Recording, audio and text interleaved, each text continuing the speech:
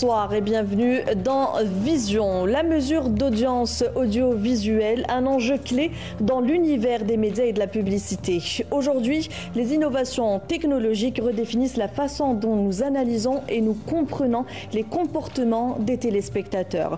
Une entreprise algérienne, Audimatic, se distingue dans ce domaine en révolutionnant les standards. Découvrons ensemble comment cette avancée change les règles du jeu avec notre invité ici présent, Badis Khaldi. Bonsoir, vous êtes le fondateur d'Audimatic. Merci d'être avec nous. Bonsoir, merci de votre invitation. Merci de l'avoir accepté. À tous les spectateurs qui nous écoutent ce soir. Merci Monsieur Khaldi. Je rappelle que Audimatic est une start-up spécialisée dans l'audiométrie. Audimatic a remporté le prix du meilleur projet innovant de l'année 2024. Monsieur Khaldi, pouvez-vous tout simplement, avant d'entrer dans le vif du sujet, présenter Audimatic et la mission principale de votre plateforme dans le domaine justement de la mesure d'audience? Oui, tout à fait. Bonsoir. Comme vous l'avez dit, Audimatic, c'est une plateforme de mesure d'audience temps réel sur les satellites et les PTV. C'est une innovation, c'est pour ça qu'on appelle ça, la société que j'ai créée, une start-up, parce que ce n'est pas une société qui apporte un service ou une société traditionnelle, mais c'est une innovation, parce qu'on a travaillé pendant, aujourd'hui, ça fait à peu près 3 ans, à développer cet outil innovant qui n'existait pas auparavant et qui apporte une solution innovante pour la mesure de l'audience sur les satellites. C'est quelque chose qu'on a travaillé, donc c'est une aventure qui a débuté en 2021.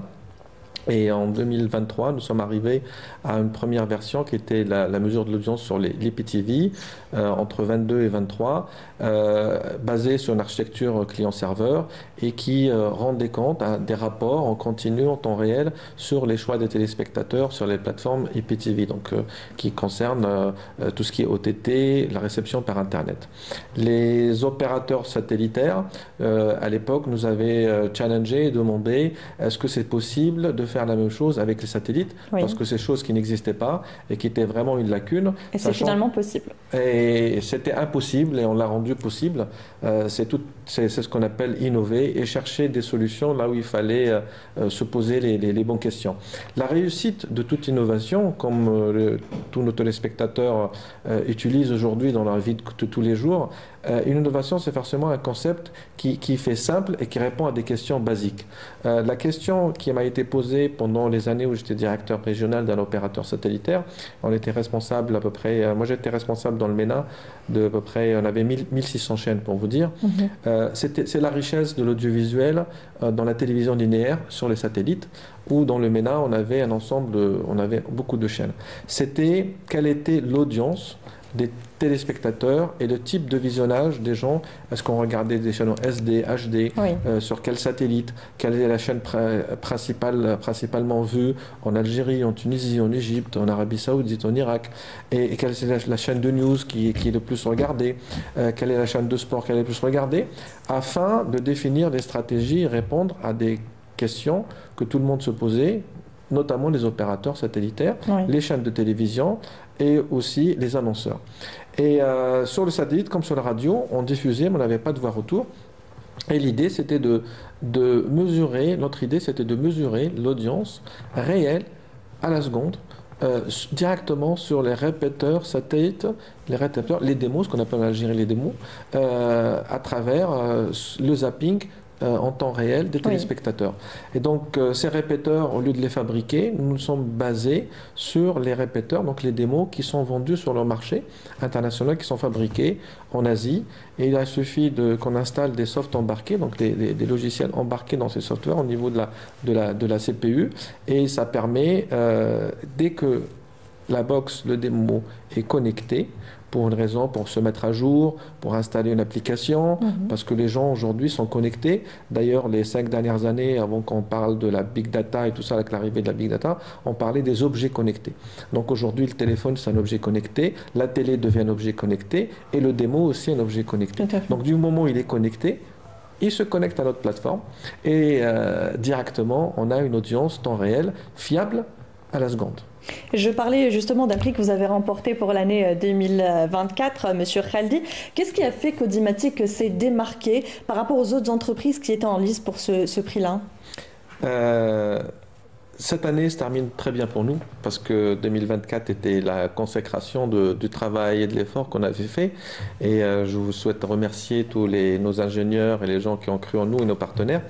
On s'est inscrit, il y a eu des salons internationaux comme l'IBC à Dubaï, ou pardon, aux Pays-Bas, ou CAPSAT à Dubaï, où on a participé. Et on s'est fait démarquer, certains nous ont repérés. Et il y a eu un article, un très bel article qui a été fait sur un magazine professionnel de 4 pages qui a parlé de notre outil comme innovation. Ça nous a encouragés et on s'est inscrit à un concours. Dans les médias. Il y avait 15 prix et nous on s'est inscrit dans la catégorie innovation. Et quand on s'est inscrit, je connaissais à peu près ce concours-là parce que les opérateurs satellitaires y vont, et y participent en apportant des innovations. Et il y avait toujours 3-4 participants. Cette année, 2024, quand on s'est inscrit, nous étions 7 finalistes. 7 finalistes, j'étais un peu surpris, et dans les finalistes, il y avait des très grandes compétiteurs, enfin des sociétés très très connues, on ne va pas les citer, mais franchement, on ne pensait pas du tout qu'on allait gagner. Et finalement, le jour où ils ont annoncé le prix, Audimatic a été choisi comme la société, enfin l'outil qui a été le plus innovant. Pourquoi ? Parce qu'en fait, Audimatic, en réalité, malgré que nous sommes une petite entreprise, et c'est là où j'encourage tous les jeunes chercheurs, tous les jeunes et toutes les petites startups de ne pas être timides et se lancer. C'est l'idée qui emporte, c'est l'innovation qui l'emporte, et je pense que le jury l'a vu. Pourquoi ? Parce que les grosses entreprises, certainement ont innové, mais avec des outils d'IA, des outils d'intelligence artificielle, des choses nouvelles, mais qui n'apportent pas un progrès significatif. Aujourd'hui, la mesure de l'audience satellitaire, personne ne sait le faire dans le monde. Oui. C'est un vrai problème c'est un vrai mystère, pas un problème, mais c'est un vrai mystère pour tout le monde. Et nous, on a réussi à le faire, et on l'a fait d'une façon tellement simple que personne ne l'a vu venir. Comme quoi, il faut toujours croire en soi, il n'y a pas de petits projets. C'est le message du jour, Monsieur Khaldi. On vous parlait d'innovation, c'est complètement le contraire des méthodes traditionnelles. Justement, j'aimerais vous poser cette question sur, selon vous, quelles seraient justement les lacunes et les limitations des techniques traditionnelles aujourd'hui de mesure d'audience ? La mesure d'audience, c'est un KPI, c'est-à-dire un paramètre de mesure de performance, un retour sur ce que vous faites en continu. Donc tout KPI peut se mesurer de plusieurs façons. Toutes les entreprises, en fait, je veux rappeler que les médias, l'audiovisuel est un domaine d'activité économique autant que ça peut être l'industrie, l'aéronautique, le transport. Donc tout domaine doit avoir des KPI pour mesurer ses performances. Très très longtemps, vous souhaitez avoir des audiences télévisuelles. Donc les télévisions étaient leaders pour savoir leurs performances afin de les montrer aux annonceurs. Et donc on a utilisé des statistiques ou des sociétés d'enquête audiovisuelle et de mesures traditionnelles qui, elles, faisaient déjà le métier pour mesurer les produits. C'est-à-dire, on veut choisir un café, une voiture, un téléphone et tout ça. On va faire une enquête d'audience par rapport aux populations de ce qu'elles aiment. Et ces entreprises-là ont appliqué les mêmes méthodes pour l'audience audiovisuelle en faisant des enquêtes téléphoniques pour avoir l'avis des téléspectateurs.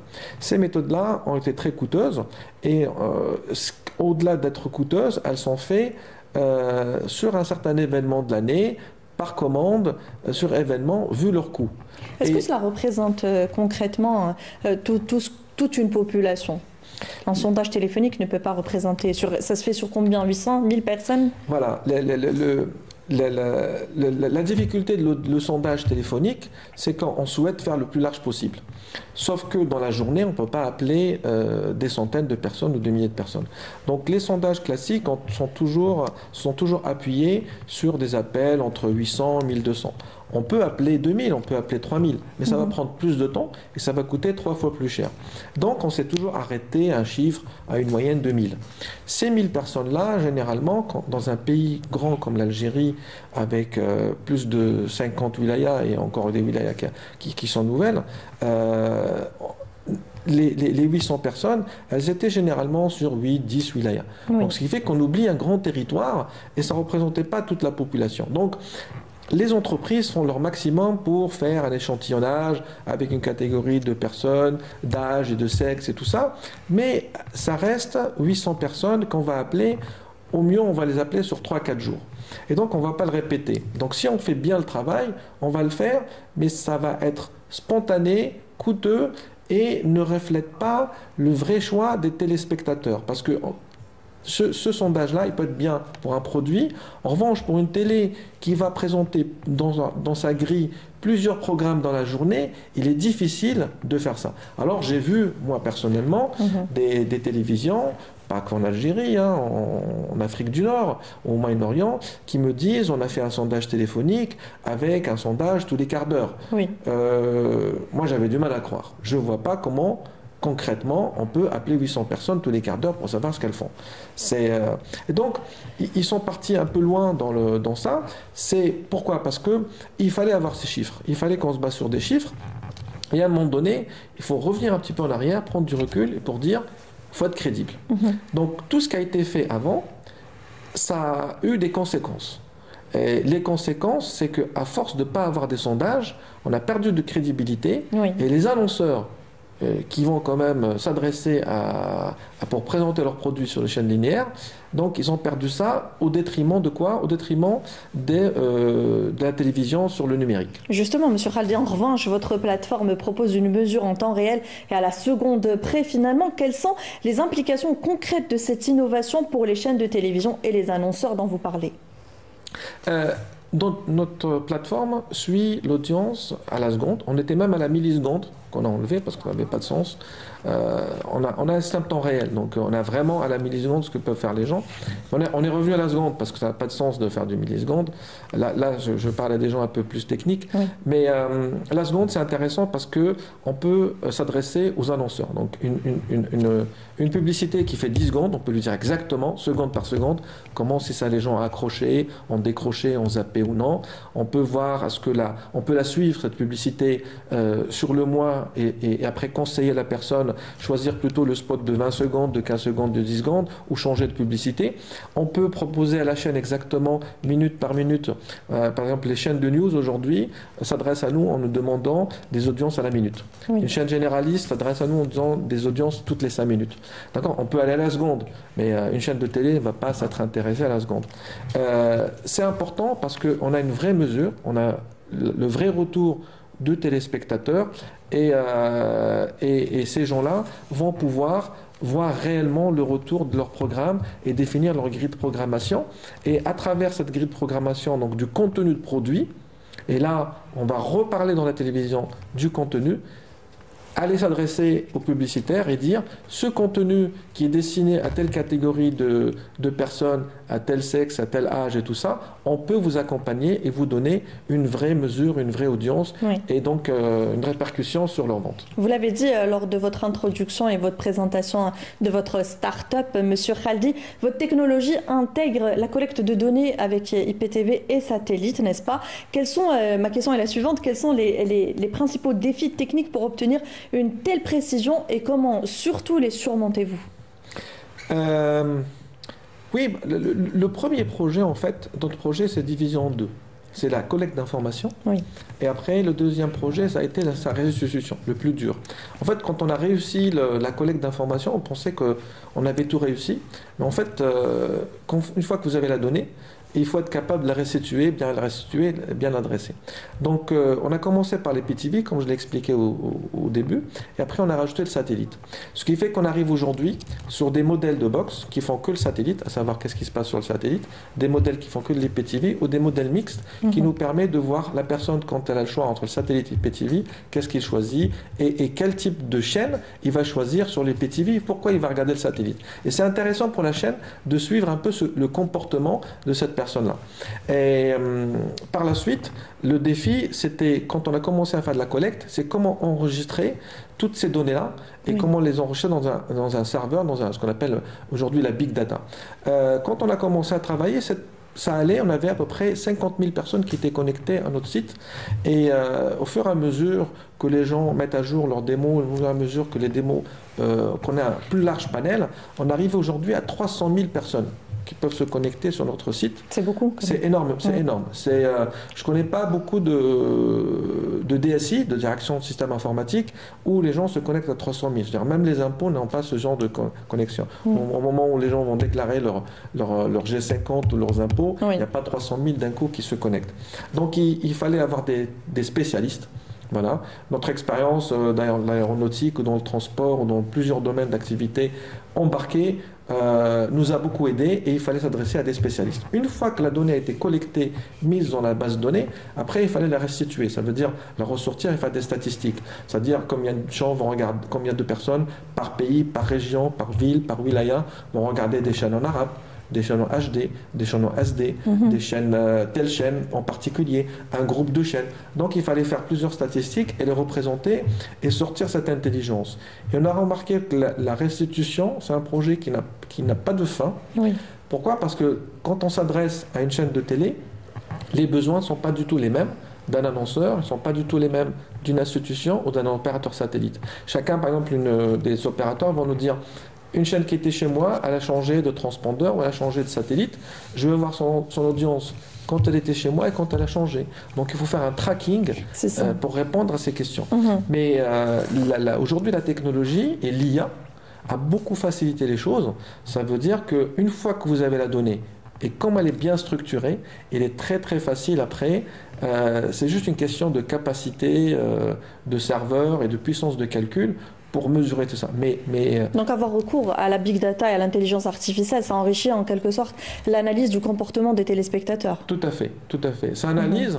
Et puis on a été surpris, certains clients nous ont aussi poser des bonnes questions. En fait, un client, avant tout d'être un client, c'est un partenaire. Dans le projet qu'on emmène aujourd'hui, les clients ne sont pas simples clients consommateurs. Le client, c'est celui qui maîtrise aussi une richesse de son métier, de ce qu'il veut. Et la donnée, comme la donnée dans l'audiovisuel, dans l'audience, c'est la même chose que dans l'industrie. Une fois qu'on collecte la donnée, toute l'intelligence après, la réussite, c'est d'être partenaire avec son client pour que formuler les questions et la problématique du client en langage informatique dans une base de données, la big data et de l'IA, pour que lui donner la bonne réponse. Et c'est une question-réponse, jusqu'à un moment donné, on arrive à trouver la bonne formulation. Un exemple tout bête, c'est qu'une chaîne qui a débuté, quand on lui a montré l'audience, elles étaient un peu surprises parce que c'est pas beau de voir une petite audience. Donc tout le monde rêve d'avoir une grande audience. En fait, quand les gens s'adressent à nous, ils viennent en croyant que tous ils sont premiers. Et tous ils sont bons et tous ils font partie du top 5. Mais dans le média, en fait, dans l'environnement audiovisuel, nous avons des pays qui ont 50 chaînes. En Algérie, on a plus de 30 chaînes. Donc faire partie du top 5, ça veut dire qu'il y en a 25 qui sont pas là. Et donc les gens, généralement, ils se fâchent. Mais on leur explique qu'attention, l'audiométrie, l'audience, il faut la prendre avec précaution parce qu'on ne peut pas tous se comparer. Il y a des chaînes sportives, il y a des chaînes thématiques, il y a des chaînes culturelles, il y a des chaînes d'enfants et des chaînes de sport. Et donc, chacun doit se comparer l'un à l'autre et non pas dans la globalité. C'est ce qu'on se disait. Enfin, on ne peut pas comparer une chaîne qui est dédiée à l'enfant avec tout ce qui intéresse l'enfant à une chaîne d'information, par exemple en continu. Tout à fait, tout à fait. Ce qui fait qu'on a travaillé avec ces chaînes-là. Une chaîne qui débute, elle ne peut pas se comparer avec une chaîne qui est là depuis 10 ans et qui a une audience, qui a une marque. C'est comme la marque des annonceurs qui vont aller sur les chaînes. Il faut travailler la marque. Il faut être là, et c'est avec le temps que les gens vont s'habituer à vous. Donc, qu'est-ce qu'on a fait? On leur a proposé quelque chose de nouveau, en travaillant avec eux. On s'est dit, tiens, quelqu'un qui est chez toi, quelqu'un qui a zappé, qui est venu sur cette chaîne, qu'est-ce qu'il regardait avant? Et en partant, où est-ce qu'il est parti? Bien sûr, en partant, pas juste en zappant, mais en partant et qui est resté plus d'une minute. Ça, c'est quelque chose qui est impossible à faire par téléphone ou quoi que ce soit. Là, on a une précision, mais qui est... Ça vaut de l'or parce que quelqu'un qui est chez vous, qui regarde un programme, qui va zapper, qui va rester dans une autre chaîne, il faut suivre pourquoi et comment. Donc, dans les chaînes thématiques, ce qui est intéressant, ce que je propose aux chaînes algériennes, c'est de dire, dans votre chaîne, dans votre domaine, quelqu'un qui est chez vous, pourquoi il irait dans une chaîne nationale, voire une chaîne étrangère, parce que l'audience, il faut la gagner sur les chaînes étrangères aussi. Il y a une grosse part d'audience, et dire, pour être compétitif, et dire quel est le produit qui va non seulement intéresser ton téléspectateur, et pourquoi il va chercher ailleurs, et si on arrive à capter les bons programmes, les bons produits, moi je vous assure que les chaînes algériennes vont aller à la conquête de l'international. C'est clair, ça aide à établir une stratégie, une grille des programmes pas qui seulement répond... pour l'Algérie, mais pour l'étranger. Oui, oui, c'est ce qu'on recherchait également. Les opérateurs satellites et les institutions nationales, Monsieur Khaldi, bénéficient également de vos services.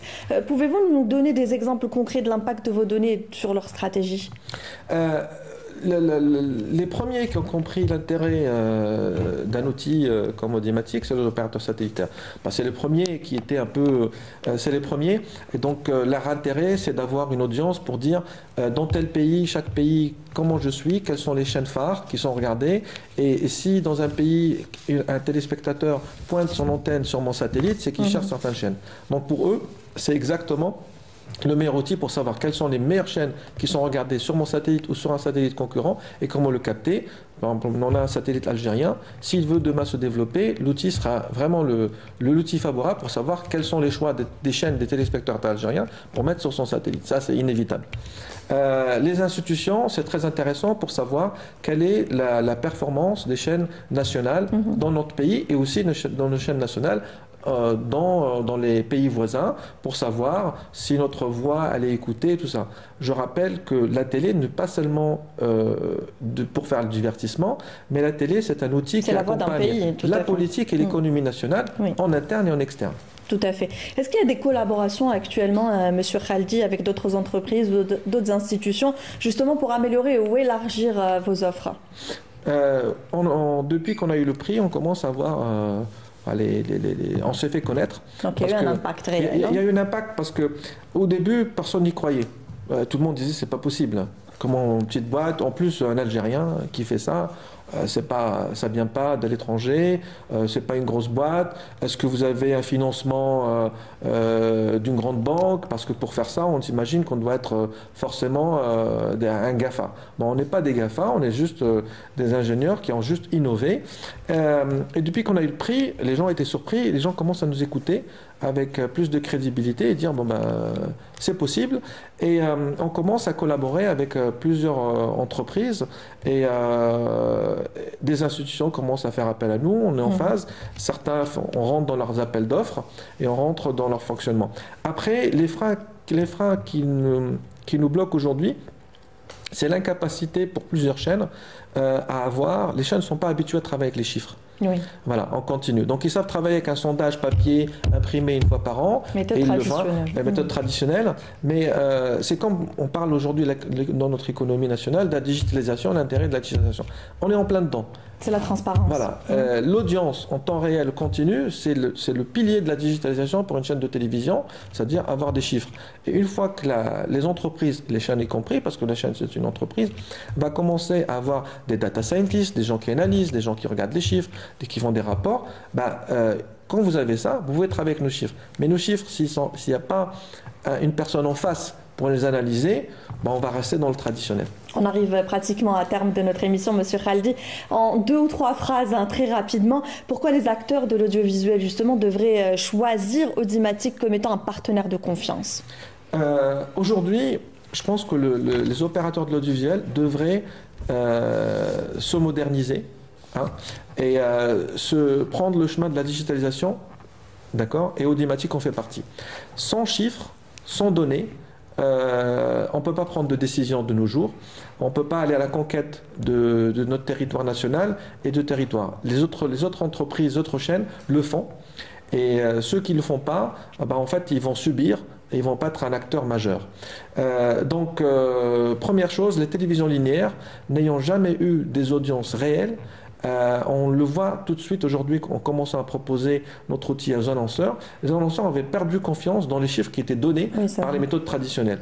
Et ce qui fait que quand l'annonceur perd confiance dans les chiffres que vous donnez, il va détourner la publicité vers d'autres supports. Et aujourd'hui, on a vu sur les 10 dernières années une perte colossale des annonceurs et de la publicité de la télévision linéaire vers d'autres supports qui est Internet, YouTube, TikTok aujourd'hui, Facebook et tout ça. On met plus d'annonces.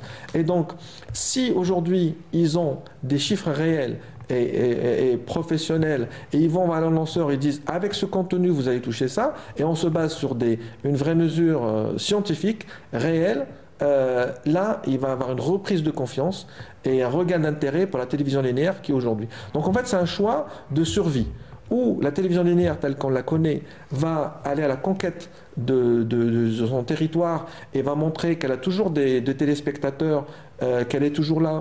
Et si une marque souhaite travailler sa marque à long terme et toucher un grand public, c'est ce qu'est la télévision linéaire, c'est-à-dire ne pas être passif face à la conquête de l'Internet et des médias nouvelles. Et donc, ils ont intérêt à faire comme les nouvelles technologies, c'est-à-dire sur l'Internet, tout ça, ils ont des chiffres. Ils ont des chiffres. Tout le monde va vers l'IA, c'est la mode. Donc, ils ont des chiffres, l'IA travaille. Et sur la télévision linéaire, on n'a rien du tout. Donc, les annonceurs, pour les convaincre, il faut arriver avec des vraies statistiques et la vraie donnée. C'était un petit peu plus de 3-4 phrases, mais ça passe, monsieur Khaldi. Merci beaucoup.